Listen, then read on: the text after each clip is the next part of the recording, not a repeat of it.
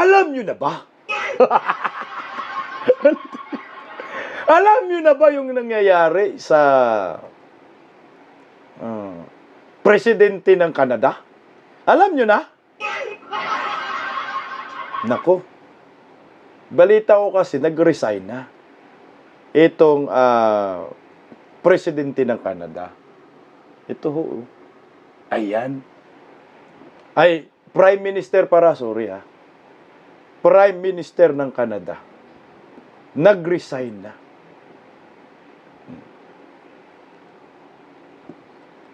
Bakit?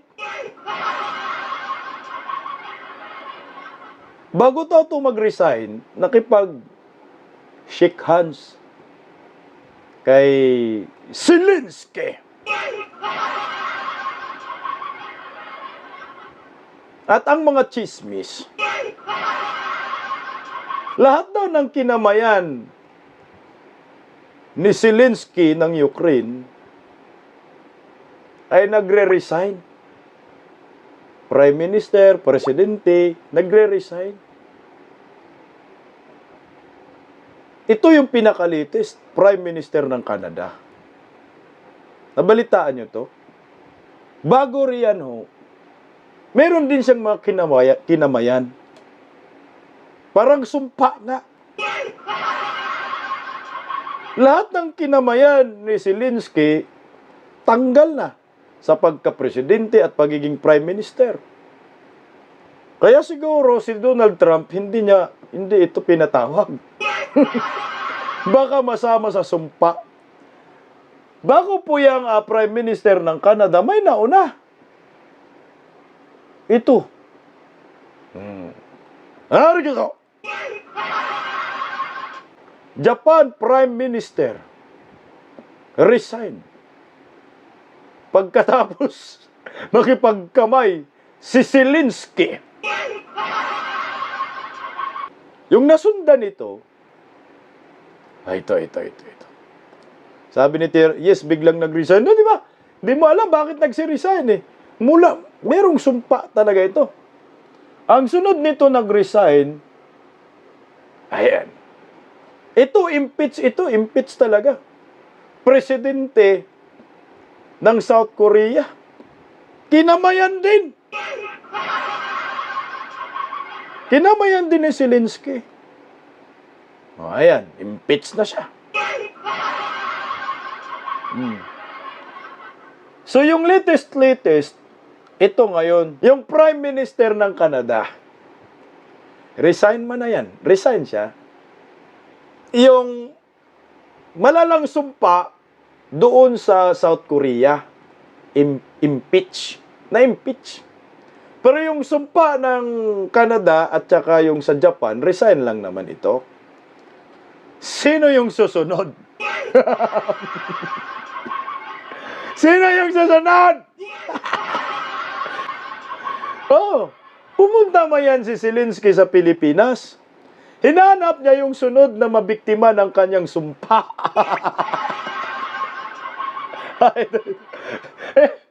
Okay naman yung Prime Minister ng Canada. Sino yung sunod? Naku, patay malamang singag ba? Kinamayan din ito eh. Ni Zelensky, ayan no, ebidensya. Kinamayan niya dyan. So yung sa Japan, Prime Minister, resign. Yung sa South Korea, impeach. Yung sa Canada, resign. Dito, anong gusto niyong mangyari?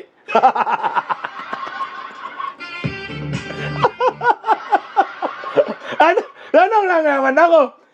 Ito. Basta sinabi lahat ng kinamayan may sumpa. Mga leader ng bansa, talagang tanggal eh. Ito, kay Ngagba, anong gusto nyo dito? Merong nag-resign, merong na-impeach. Anong gusto nyo sa kanya?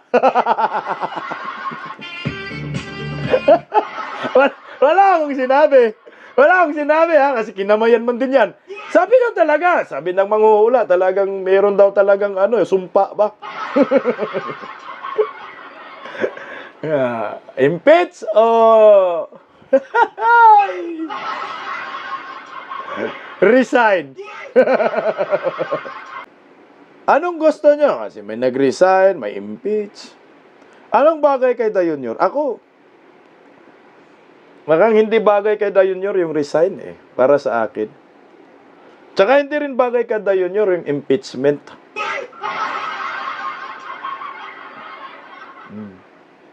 Gusto ko yung history. Yung history ba na mauulit muli. Gusto ko yung like father, like son.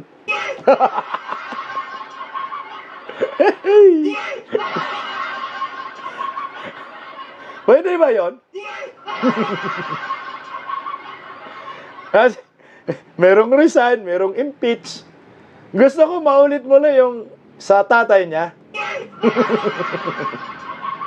Like father, like son. Wala akong sinabi, ha? Wala akong sinabi. Basta may sumpa daw talaga. Kaya sa akin yun, mas maganda step down na lang siguro para hindi maulit ang history. No? Kasi kung hindi siya mag-step down, baka maulit ang history. Marami nang galit niya. Lapit na talaga. Pagkatapos mag-resign itong Prime Minister ng Canada, abangan natin ang susunod na masumpa ni Zelensky. Meron pa ba ibang kinamayan ito? O last na to si Da Junior?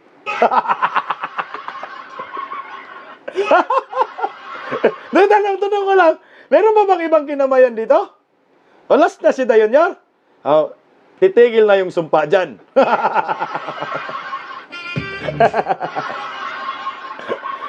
Huwag kayong mag-alala, yung sumpa, titigil na po kay Da Junior. Last pa kay Da Junior, ha? Last na yan.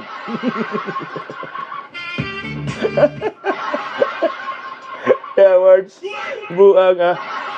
Hindi, may sumpa daw kasi. Last na lang daw. Last na lang, huwag kayong mag-alala. Last na lang. Zelensky, ha? Huwag muna i-expired yung yung sumpa. Dapat dito yung last sa Pilipinas. Best friend mo, ma'am. Gumaganon din to, eh. Si Biden natalo. Si Biden kinamayan. Natalo. Sumpa din yun. Puta, sumpa nga talaga. No? So ito, abangan natin dito. Hoy, patawas nyo sa Da Junior, mga bobonistang tanganista. Hala, ang Pilipino ba kay marunong man marunong man mangontra sa sumpa ang Pilipino? Ba't natin sinabi ito? Bako kukontrahin ng mga bobonistang tanganista, no? Ano kayang pangontra nila? Oy, sige nga, titingnan natin.